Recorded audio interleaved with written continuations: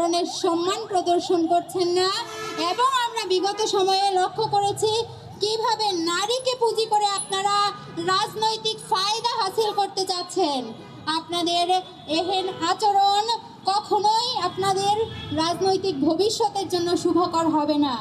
আপনারা যদি এসব ঘটনার সুষ্ঠু তদন্ত করতে না পারেন, আপনারা যদি এসব ঘটনার বিচার জাতির সামনে প্রকাশ করতে না পারেন, তাহলে দেশের জনসংখ্যার যে অর্ধেক নারী ভোটাররা আছে তারা ব্যালট পেপারের মাধ্যমে আপনাদের আচরণের জবাব দিয়ে দিবে।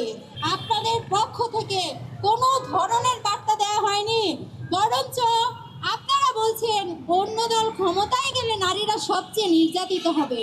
হাসালেন, আমাদেরকে হাসালেন। আপনারা নিজেরাই নির্যাতন করছেন, আবার আরেকজনের উপর ব্লেম চাপাচ্ছেন।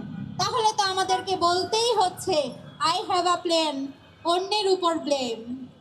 নারী নিপীড়কের ঠিকানা।